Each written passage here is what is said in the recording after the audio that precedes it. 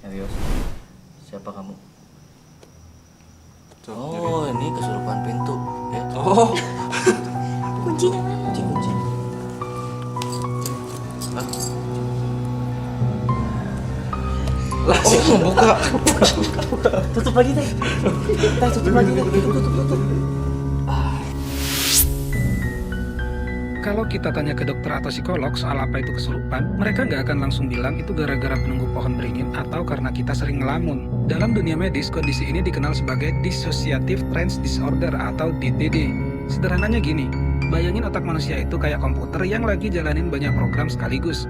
Ada program emosi, ingatan, kesadaran, trauma, tekanan hidup, rasa takut, dan semuanya aktif berbarengan.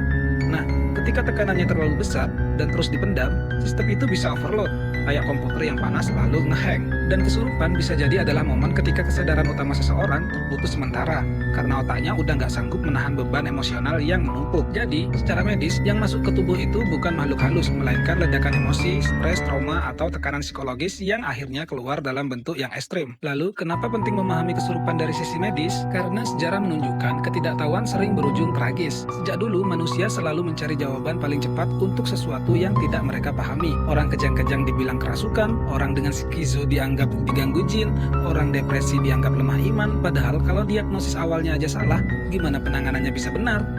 Bayangin ada seseorang yang sebenarnya mengalami epilepsi tapi malah cuma didiamkan karena dianggap kerasukan, atau seseorang yang depresi berat dan butuh bantuan psikolog malah dikucilkan karena dianggap ketempelan makhluk halus. Bahkan, Pastor Gabriel Amott, seorang pastor yang dikenal melakukan ribuan ritual pengusiran setan, pernah mengakui bahwa sebagian besar orang yang datang kepadanya sebenarnya lebih membutuhkan psikiater dibandingkan pendeta.